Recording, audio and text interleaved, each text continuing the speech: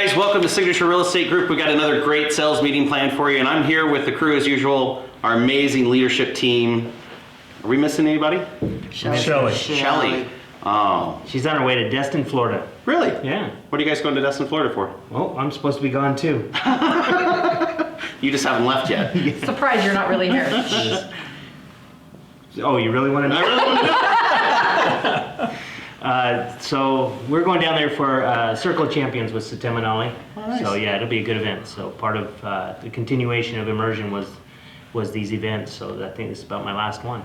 So what do you do in a Circle of Champions? You like guitar and sing? Chant. No, it's Kumbaya around the fire pit. It's a lot of masterminding and a lot of speakers and stuff like that. But I like to get away at least once a quarter for a few days and really business plan. And it's a perfect time going into the fourth quarter for me. So that's what this retreat's going to be for me. It's very cool. Yeah. You trying to sneak into Costa Rica from there? It's not that far. That's what I'm Short saying. swim. And speaking of Wrong side of the country. Satemanali, can I just butt in and say he will be the guest speaker at the general membership luncheon. Last week I said it was October 7th. Everybody said, yeah, that's Friday. That's wrong. It's Friday, October the 9th. So very dynamic speaker with very close ties to our company. So please RSVP now. Did you set that up?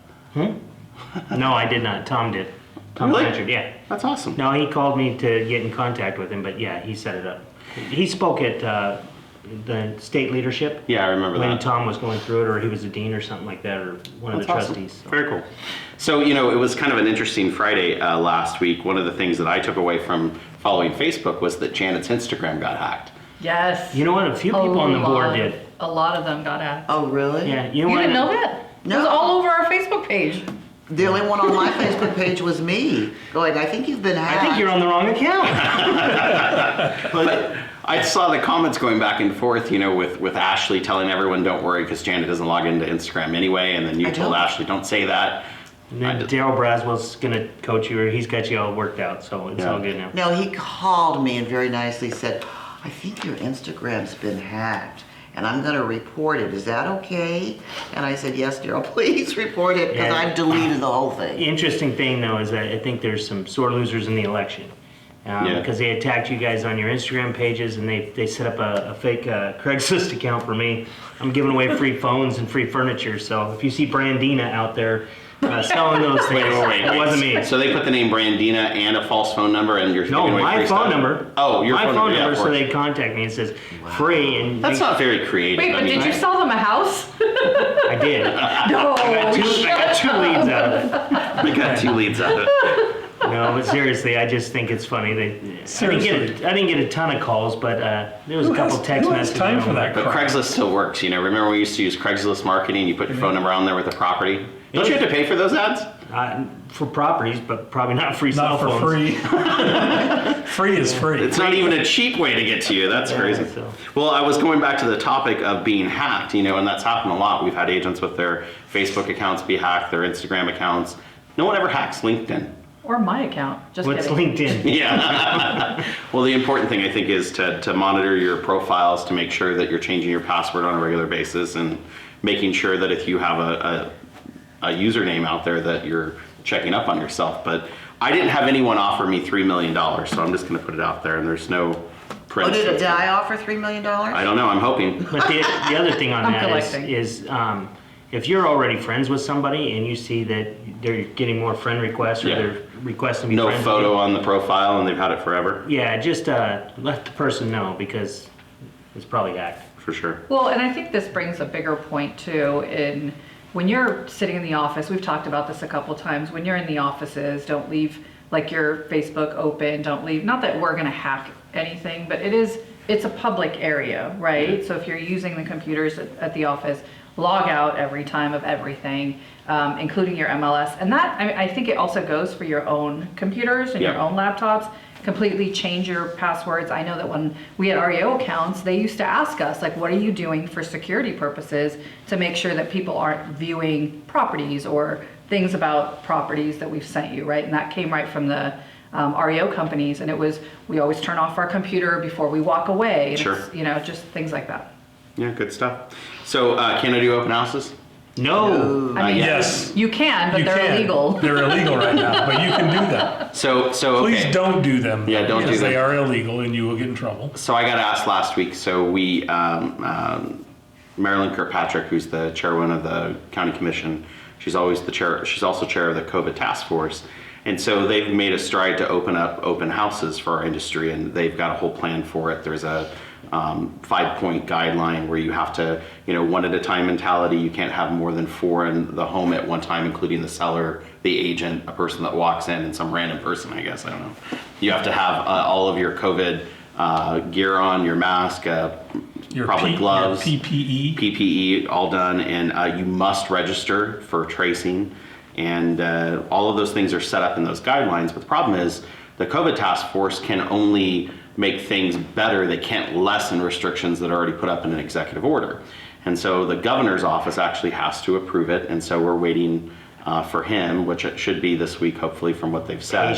Patiently waiting. I was going to ask, are we waiting patiently or impatiently? We've been very impatient. We've kind of turned to the mob with pitchforks and torches now, and so we get it. We're cognizant that it's a problem. And included in that is tenant occupied showings. They're really trying to lessen the restriction on that so that we can show those homes. How about as well. tenant evictions?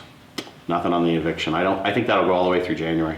So right now it's Wow. extended till October 14th from the governor's order, and then the CDC is the end of the year. Yeah. Brutal. If you own a rental and you have a tenant who's taking advantage, that's just brutal. I had a tenant this weekend that told me that he was going to have me prosecuted if I tried to evict him, and I was like, well, you're in violation of the lease in 3 different ways.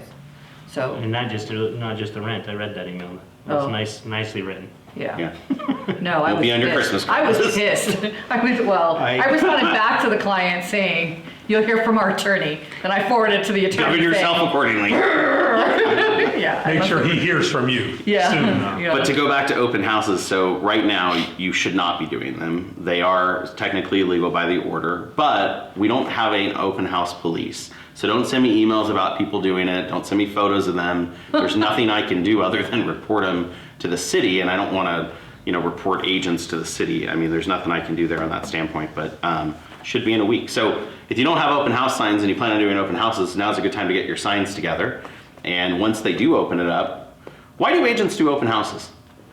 I got asked that the other day. We were supposed to tell the governor's office, what's the value of an open house? Exposure. Exposure, okay, so more people coming through the property. So exposure of the property, sometimes it just makes the seller feel good because you're doing something. Seller satisfaction. Value for the commission, Right. client satisfaction, yeah. I think the reason that agents do them is because they can sit somewhere and clients literally come to them. Right. So business attract. So, yeah. Okay, so Sure, but that's you a said- self-serving type method, right? Right. I mean, I think that there's a combination of reasons, Do you think it's momentum if people see activity in the neighborhood, activity starts to happen? possibly. Yeah, that's hard to explain to the governor, but I believe that. Well, I think, if you're trying to explain it to the governor, it's just about customer satisfaction. We get paid to do open houses on our listings, and we need to have the ability to get more people through the property, and that's how we have to do it.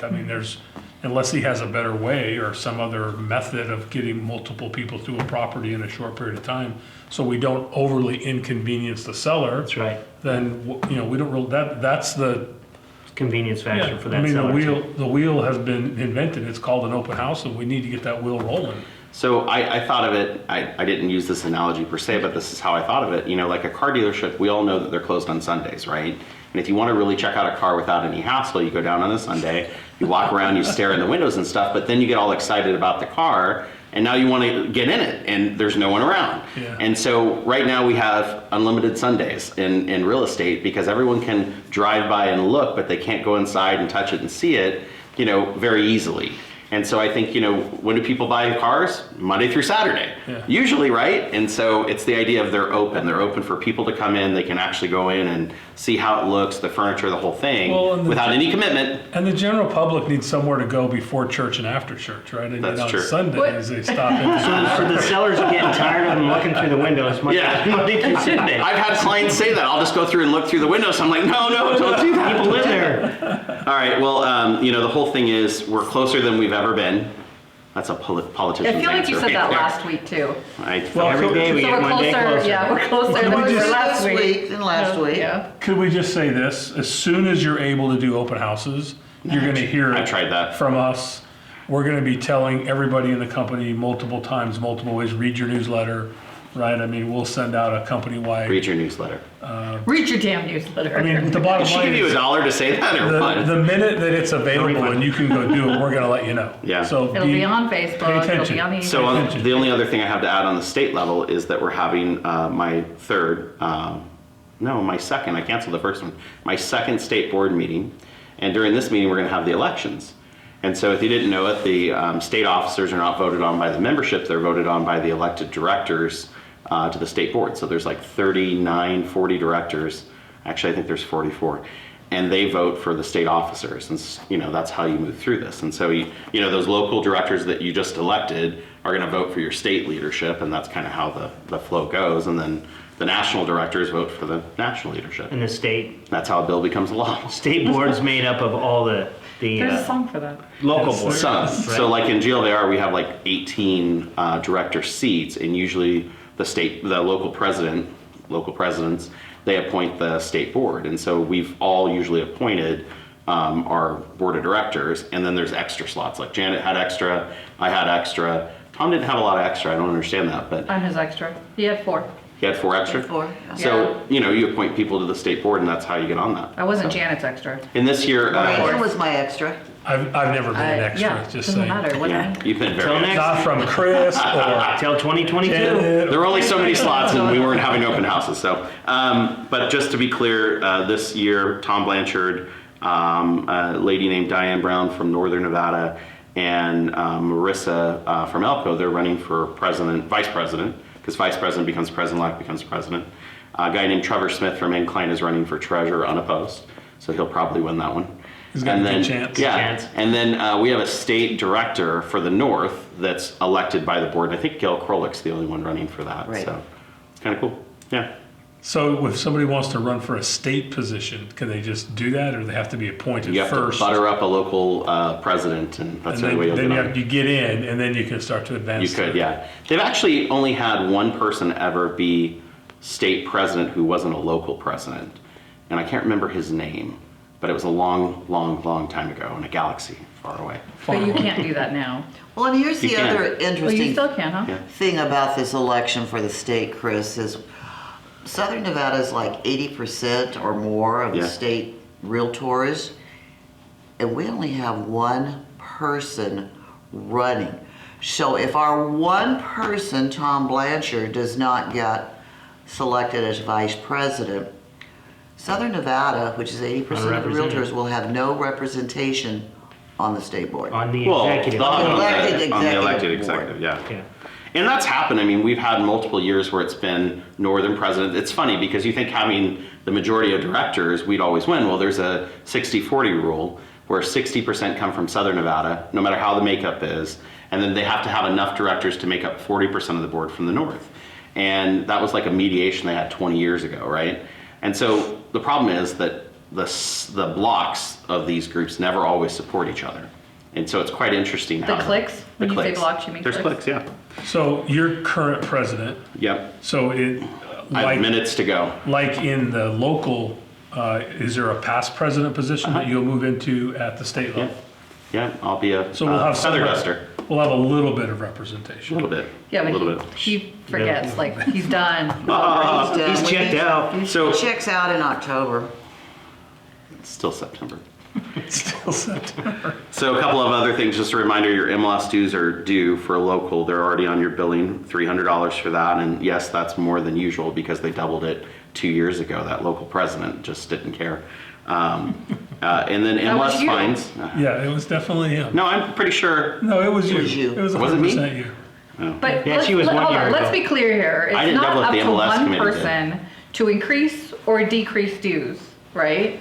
That's- But wait, It is I've part heard of of a- people running on their campaign on the whole fact they were going to lower the Yeah, dues. they don't know what the hell they're talking about Oh, they because didn't know. it's a vote by the entire board. So it's not one person can't make that decision. One person can start the discussion of the decision, but In fairness, MLS dues have not been changed in almost 25 years. And so if you look at the cost of doing business and the service it provides, if the service could be better, more innovative, and easier to use, it was worth an increase. Well, I've been in it for 15 years. Can I get mine prorated? Like, No. or do I have to pay the full 25? And let me tell you what else is concerning. MLS fines are on the rise because we're seeing, I know I'm seeing in my email, a ton of MLS my gosh. violations. Oh, wow, brutal. yeah. Yeah, so make sure that, you're cognizant of it. Like we said a few weeks ago, it's on your sign-on in the MLS. There's a little tab that says My Violations. And it turns red, by the way. It does. I don't know that by experience, but it does turn red That means it needs if attention. you need to do something with it. And you only have 2 days to correct it. Used to be 5, but Yeah, I 2. think that's why we're seeing an 2. increase In the fines. in the yeah. fines, Yeah. because you only get 2 days now. Is it business days or calendar days? Business. Business, yeah, that sounds right. So the weekends believe don't it. count? How about Saturday? Trid said Saturdays count. Is it we're a not Saturday? TRID rules. Just when you get it, Well, why are take you care of it confusing immediately. people? Don't wait 2 days. Don't wait 2 days. Don't fix do it the today. math? No. But okay, I have until 5 o'clock. Yeah, no. Yeah, just take care of it. It's pretty simple. So I put on here, we've been asked a lot of questions online about, the market, what's going on, and what do you believe? And we talked a little bit about that before, but what's your take on the market? I mean, it's a hot market, we know that, right? They say it's the hottest market for new homes in 14 years. So that's interesting. Interest rates are the lowest they've been ever, Well, why do you think Ever. new homes are so popular?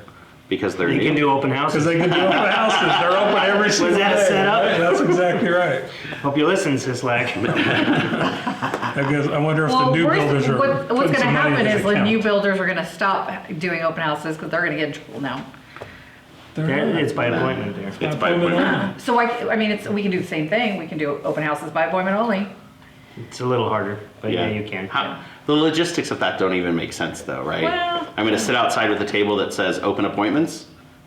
Well, stop by and So set there an is somebody appointment. that's done that. Yeah, Yeah, there is somebody that's done that where they'll be outside of the house, standing there, being like, "Well, I can make you an appointment if you want to go look at it," and then take them in 2 minutes I'm later. free in like 3 minutes. I'll be standing here My for another appointment in 2. 5 Are you minutes, free? Just cancel. I can Seems go. like a lot of work. all right, let's We're go. close. Let's go back to the point. The point is that inventory is still extremely low, and we saw sales actually tick up. And so inventory is low, interest rates are low, sales ticked up, new home sales are hot. What do you think is gonna happen? This was your section. Oh, it was? Yeah, no crystal ball here. Here's the thing. I've been telling a lot of clients who say, should I buy now or should I wait? Well, your interest rate's really low right now, so why wouldn't you buy while interest rates are low, right? Get into these properties. Sure. You can probably get more of a home at the current rate and get the same mortgage payment. Let me add one other thing. When we started the year in January, the median price was $318, and now it's $335. So that's an uptick of 10%. And so even if the market had a correction, real market corrections are usually at 5 to 7%, we would still be above where we started the year, even if they corrected 7%.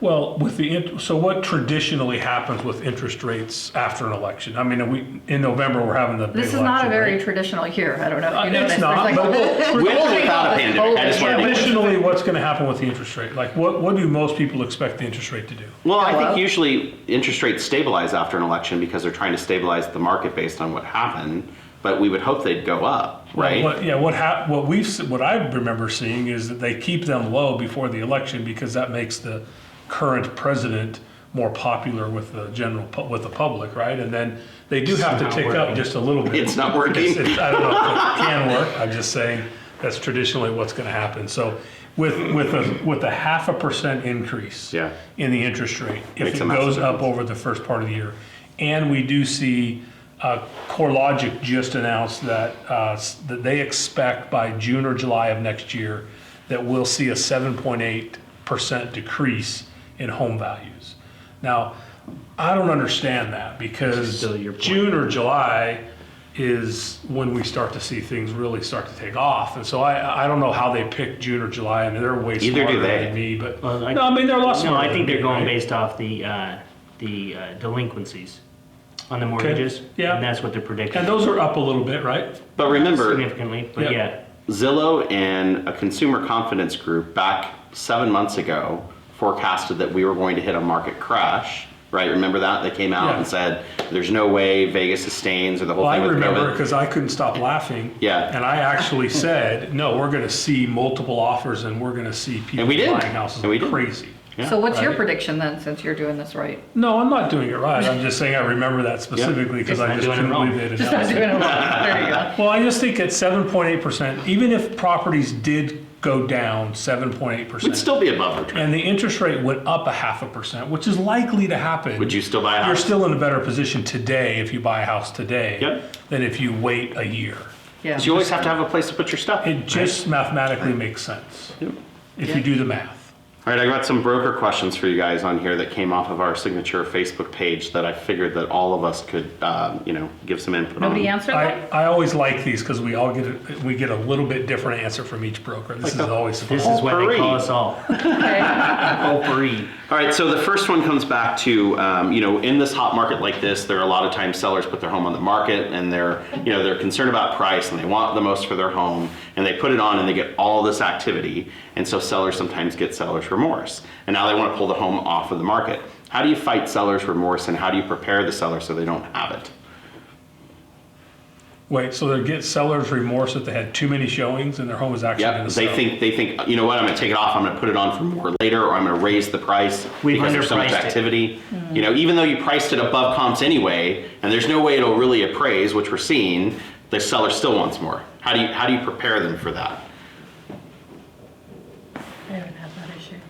I think you start, first of all, by controlling the message that we all put out on Facebook that we sell homes in a day or two. Yeah, that's true. And so then when you sit down in your listing presentation, you prep them on your marketing strategies. And the best thing that we can do is get the multiple offers so that we can get you a higher price. But based on what I'm doing now to market my properties, this is common. Yeah. And so that they're not shocked, because all of a sudden you get these people come in, it's been on the market for a day or two, you get multiple offers, of course, what are they gonna think? Yeah. And if Yeah, you I explain the market, they'd know that, right? If you had that And conversation. it's a conversation around appraisal, right? I mean, it still is going to have to appraise. There isn't as much cash in the market today as there was a year ago. We're not seeing as many close through cash.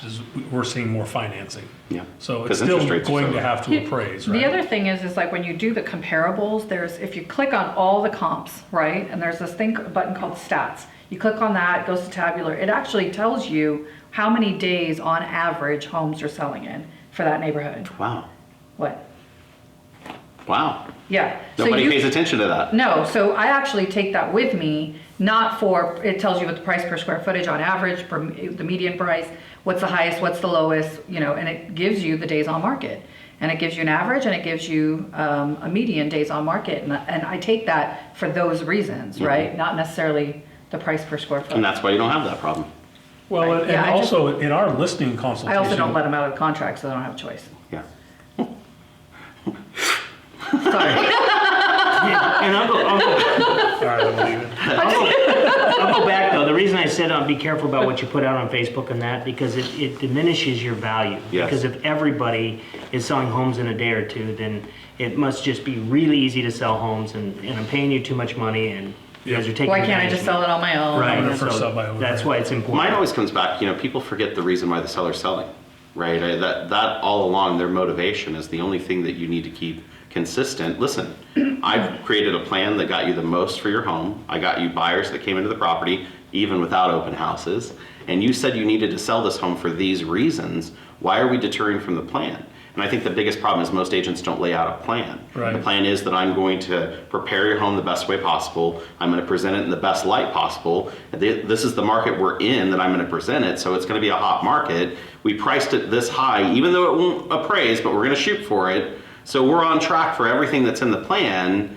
There's no reason to think that you're going to get more because no one can pay it. None of these offers were cash. They were all conventional or FHA or other reasons. And so I think that's important. Yeah, so let me say just real quick. I ran into a situation last week where the property went on the market at $375, which was a little bit less than what the seller wanted to put it on the market for. I'll give you 300. But it was what it appraised for. So the seller actually went and got an appraisal done prior to listing, and it came in at $375. They still wanted to list above that. our agent was able to get them listed 375. One of the offers that they got was 425 cash. Wow. Wow. Now, here's what I want. Yeah, it's wow. Like, yeah, this is great, right? Everyone's dancing in the streets. But the reality was it was a cash offer to get it under contract. And then they were going to start playing the game of trying to get the price to go down based on this and that and this and that. So I am seeing a lot of that in the market right now. I'm seeing a lot of people coming in and writing ridiculously high offers just to get it under contract, to secure the property, and then To negotiate them down. negotiate down. So what I'll say is the highest offer today might not be your best offer, meaning it might not be the one that's in the best seller's best interest just because it's super high, because likely it's not going to come in at that price at That the makes end, sense. right? So be careful that, make sure you're vetting out the buyers, make sure you're talking to lenders, make sure that you're just doing the due diligence that you should do as an agent. That's a great opportunity for you to have a conversation with your seller. If you want to take this offer, be prepared this may happen. Yeah. And that way when it does, they're not upset with you and you don't have to take responsibility for that because it's their decision, they accepted it, but you're prepping them for it. And the more real life examples you have to prove that that happened, the better off you're going to be to present it. The other thing is buyers are doing that, right? I joke, I'll offer you 300. There are buyers in the marketplace right now that actually believe that sellers are going to take these ridiculously low offers because the market's going to crash. Yeah, because right? somebody said, yeah, the It doesn't market's make sense. going to Core crash. logic said. Yeah. Yeah. The other- I But- read in an article. But I've seen the opposite situation just recent in my office last week, where despite the agent's best comps, their best argument, the seller's like, no, I want it listed here. And they have 10 showings in 5 days and nobody's biting. So that's another thing you need to be aware of too. It's hard in this market to get your seller to come down with a price that he knows he's going to get because it's such a hot market. But when 10 people show your property in 5 days and nobody is interested, the market's spoken. It's overpriced. Yeah, absolutely. Well, I think ultimately it's always about motivation, right? I mean, this guy that's this particular deal where they just want to list it for more and for more, they probably don't have any motivation to sell. They're just trying to capitalize on the market, and that's okay. You should be listing those homes and taking those chances. Just know that that game's a little bit different than selling a house for somebody who's moving to Michigan for a job or something. As long right? as it makes sense for your business though, because Yeah. there are some listings that should not be taken and they should not be taken by me, right? I've decided that, an unrealistic seller who wants to spend my time and my money, and my time has a huge value, right? If I'm spending my time with this seller that calls me incessantly, and that's what they do, they get up I can't believe you haven't sold my house. Why aren't you holding an open house? Why isn't my sign up? Why don't I have photos? I don't like the photos that you have. I don't like the description of the photos. They will do that and call for hours, and all it's done is take up all the extra time I would have had to find new sellers, right, for a listing that isn't going to sell. You got to be cognizant of that too. Yeah, I agree. You don't take every one of them. My next point, Sure. what do they usually want to beat up on when something doesn't happen the way they want because they didn't have motivation and the market wasn't explained? They want you to give up your money. And they want to point at you and say, give up some of your commission and make this all better. And so we were just talking about that, and there's a lot of people paid in a real estate transaction, right? I mean, home inspectors, lenders, both buying and selling agents, all of the other people that surround those transactions. Why is it the agent always wants to, pull the money out and just give up their money before asking the rest of the group? It's the easiest solution. They don't have to worry about the controversy of having a discussion with another agent about it. It's just, again, not knowing their own worth. Because of the philosophy, some money's better than no money. Yeah, yeah, I- But a I hate discussion that cost me philosophy. $500 is worth it, right? yeah. No, I agree with you. I think Yeah, but if people don't know their value to begin with, sorry, Brandon, if you don't know your value to begin with, right, then you're gonna have a hard time not continuously giving up your own money, because, and I think that's a bad thing from the seller. I'm sorry. no, You go, you're and then I'll okay. go. I think a lot of it is. No, I was. You no, go. I think a lot. You of go to it, Destin No, you go, Florida you go. right now. A lot of it is the fact that they think the deal's gonna die. Yes. And what you don't realize is that buyer wants the house and the seller wants to sell the house. And if you just sleep on it for a day, chances are they're gonna find the money. Well, that's I think that's a big deal. Is we make a decision, like agents give up. I don't, by the way, so I shouldn't say we, but agents give up their commission like just like right. Okay, I'll pay it, no problem. If they Fear would of just loss. if they would just sit on it for a day or 24 hours, and making as long as there's time in that deal to do that, it usually fixes itself. Someone usually figures it out. I think the one thing I've learned as a broker over all of the threats and the harassment or the anger that you see as a broker in these situations is first thing someone does is threaten a lawsuit, but obviously they've never been through one because they don't understand what it entails and how expensive it is. Oh yeah. It doesn't bother me anymore when someone says that. I'm going to sue if you don't do this. Okay, well tomorrow let's see if you feel the same way. Guess what? The line's I ain't outside scared. the Call door. me. I'll talk to them. Yeah. Go get in line. There's people out there that have threatened for years. Yeah. It's never gone to court, but Yeah. people just don't know what So that time, a little bit, I think that's great advice. A little bit of time with everyone to reflect. Like people say when you go to a home and you present your net sheet or your listing agreement, you want to do it when you're not there. You want to do it in advance so that when they see their net and they see the commission, they get really mad. But by the time you get there tomorrow, just like a fight with my wife, we've all calmed down the next day, right? And we feel better about each other. And it works the same way with these disputes. So what you're saying is, Don't fight with my wife. It always works the opposite for me. They never let me back in. so time. I think also if you're struggling with it, and the first reaction is I'm going to give up my money. Call a broker. Let us walk you through the process. Let us talk to you about what other solutions you can find, because the other agent could be willing to give up some money. You guys could meet halfway. They could be willing to give up all the money.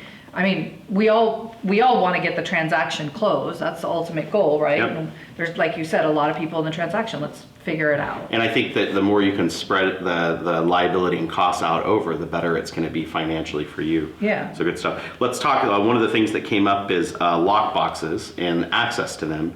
And so it used to be, Janet, you might remember this from our board conversations and the rest of you, used to be lockboxes were set from 8 to 8, right? You could open them at 8 and you could show them until 8 just as a standard setting. Is it still that way? So it depends on, sorry.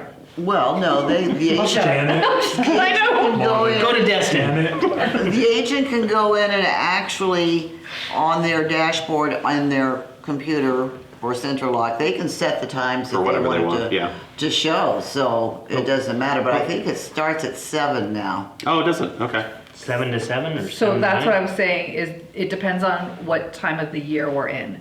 So when the sun sets later, they change it. It goes till 9. who changes it?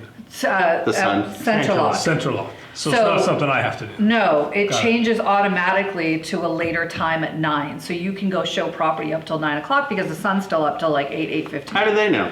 They just do. I don't know I don't know. I don't know who knows. I don't know who they are. I just know what happens. They just mess with their lockboxes. They screw it up. Yeah. So it depends on the time of year. And then you can also change it. You can change it on your phone. You can change it on your Central Lock and on your single sign-on. You can, Makes sense. yeah, you So can make it 24 if it- hours if you want. If an agent is trying to find out how early they can view a property or how late they can view the property, the real issue is they need to talk to the agent that has the listing Yeah. because they may have changed it to Correct. something other than what's And if they get there Standard. after that and the box doesn't open because of it, the agent, the listing agent, if their company allows it, could issue a 1-day code that can give you access at any time. So that's important to know too. The other question that was on there is what's the best way to buy a box? Now, I know that 784-5000, I can call down to GLVR, 784-5000. That's the only thing I remember from my time. You can call down and get some boxes set up, and they used to deliver them. Do they still deliver them? You can go down and pick them up. That's cool. they'll deliver them from the building to your car. Yep. Curbside. Curbside. Now, a new box is like $148. No. Last I remember was 130. About I thought. 25. Oh, they've gone down. So clearly none of us know because you I'm never at like- I'm at you like didn't prep us for these 160. questions. Well, no. Let me tell you the reason why I bring it up is because for a while, and I understand it's still possible, if you call down and say, hey, I'm willing to take a refurbished box, they used to have those. Yeah, for like And- 90 bucks. Or Yeah, something. and it's cheaper, but I bought those all the time and they work just as fine, and I've never had a battery go out. That's not what I'm in trouble now. I've never had a battery go out on one of these boxes, and they're just like new. I mean, some of them look brand new because agents didn't have any listings to put them on, so they sold them back to the board. That's weird. And so, Well, Batteries plus, out on this- mine. the other thing you need Never to mind. know is Central Lock has 2 employees that they pay that sit in our board building. And when agents say, I'm getting out of the business, here are my lock boxes, pay me for them. those ladies will go in, they will change the batteries, they'll update the firmware, so See? it's just like brand new. But they will do that for your own And they will also do lockboxes it for you too. Lock boxes too. Oh. So if you have 17 lock boxes, you can take them all in if they're not on properties, obviously, or even if they are. Take them all in, they will change all your batteries, update your firmware on every single one. So, and Janet's gotten them to come to our office and do it before. More than once. So- It's been disappointing that these ladies, the two of them bring all these batteries, their laptops, and they sit in the open area and 3 agents show up and they stay all day. They're The not, 3 agents? no, The two ladies. the Central Lock people. So I've tried to make it convenient, but it's not worth their hassle. The other thing is, if you know an agent's getting out of the business, their approach them, boxes. buy their boxes, and watch for that. And if you're in the mode for them, post in some of the forums asking for them, you can get them pretty reasonable. By the way, don't just buy their boxes. There are a lot of agents that move out of the business that have had massive successful databases, and they just stop. Then why'd they get out? Well, I mean, a lot of times it's they're They done don't with know how real to work estate, their they're ready to do database. it. But they have contacts, they have Yeah. people, and so see if you can get the people along with the boxes. It makes for a better And their setup. open house signs. And their open house signs. All right, one of the other things that came on the site is advertising listings. So I'm a signature agent. I'm taking a great listing. It's coming soon or it's here. And I post on Agents Signature saying, advertise my listing. The only thing that I wanted to point out, and we talked about it before, is that you should, before you give anyone the right to advertise your property, you should get at least something in writing, a text, an email, so there's no dispute later on the fact that they advertised it and that they put it out there and you don't like the way it was presented, right? We've actually had a few of those issues come back where they were upset about it. So you should do something just to make sure that you have a record. I'm using my hands today, a record that happened.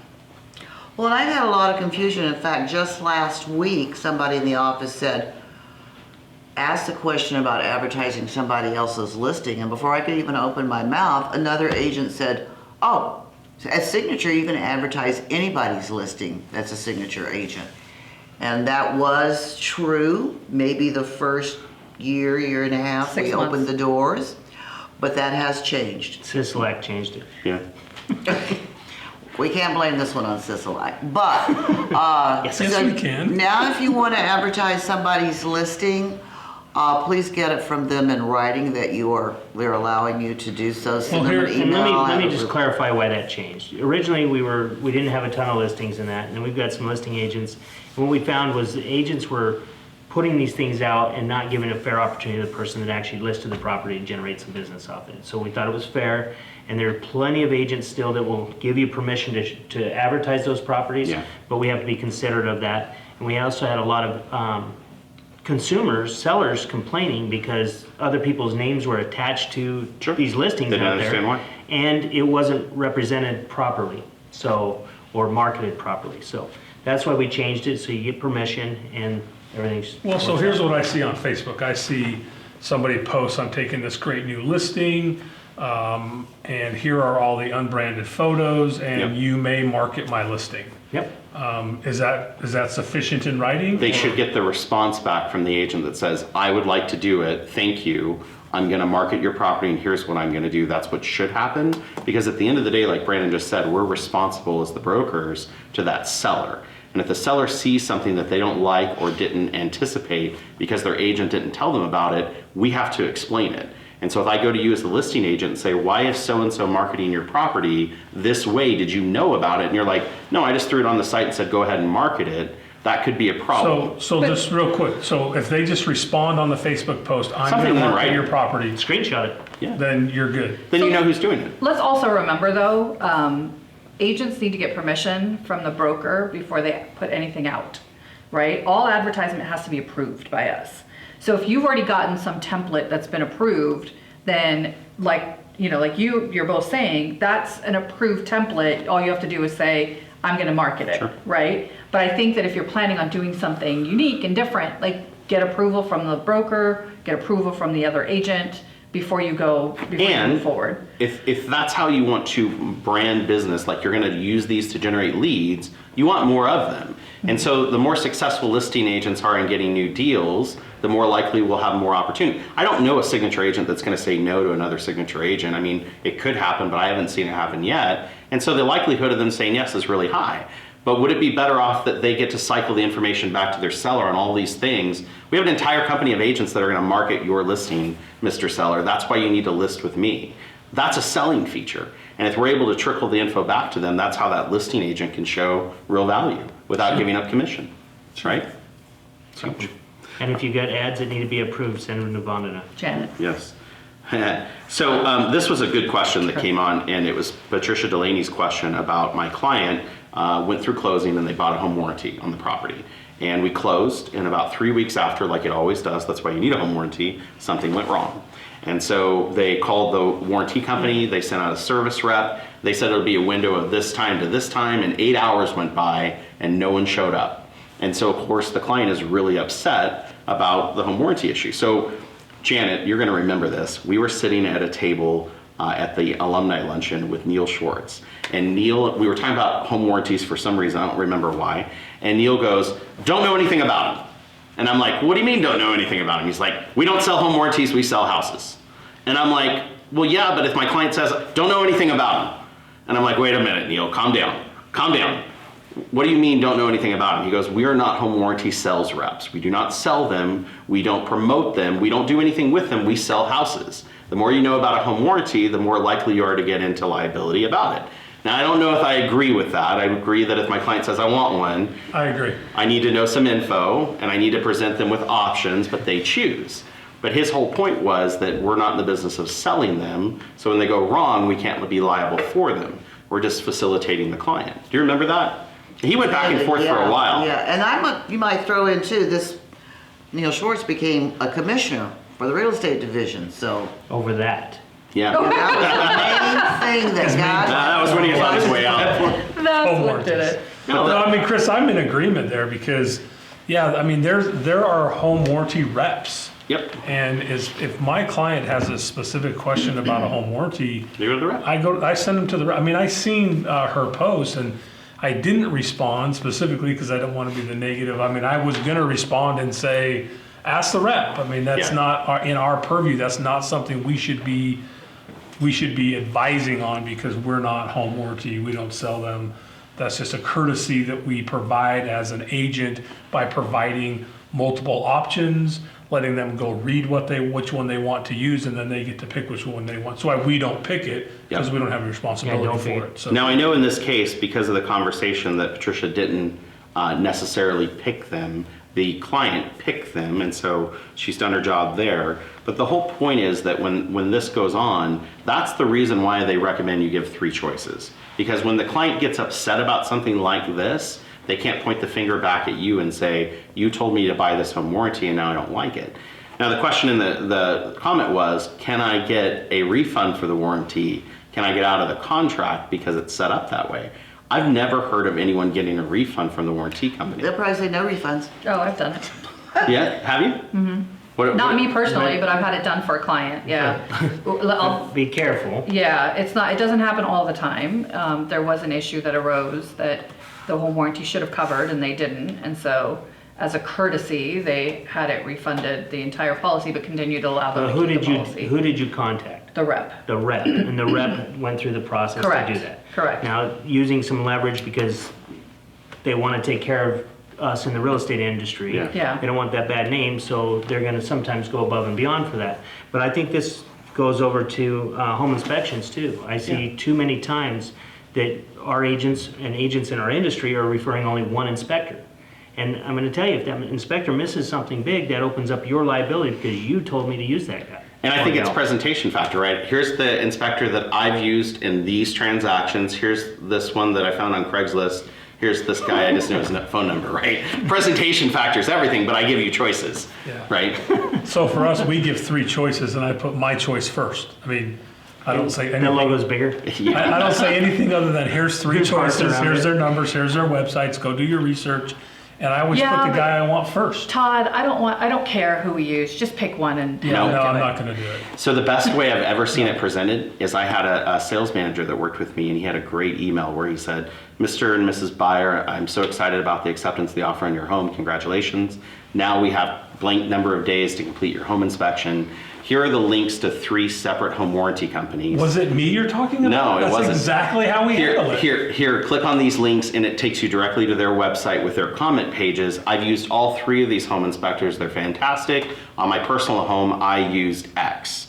And that's how we set them out. I mean, with links to their sites, with the whole setup, the whole piece, there's no way anyone could ever come back and say, you didn't provide options. By Do the you have way, a copy we do of that by we, any I do. chance? we want do it. that Here. with home warranty and we do that with inspectors. It's a great option. The initial email that goes out has both of those sections, and we need you to pick one of these people.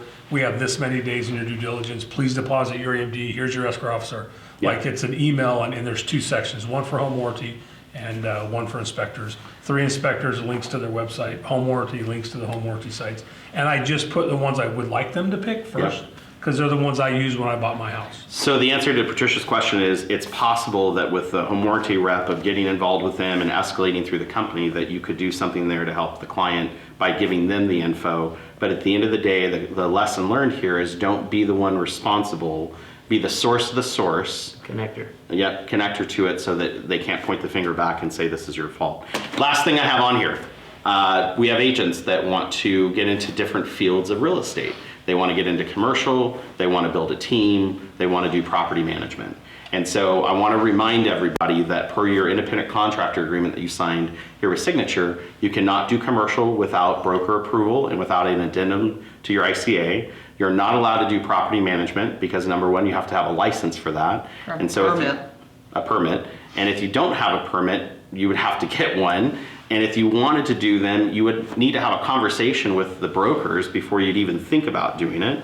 And on teams, I want to build a team. Well, we do ask that you have some thought, some intention, some plan behind having a team other than I want to work with new people, right? And so all of us that have teams have created a team agreement. We've signed a rider with the company to allow us to do it. We have a complete plan for how the team members flow through the group, the services that we provide and above. And so those conversations need to be had before you do that. We put a lot of other plans into it that we've talked about. And so let's talk about why the agreements are important.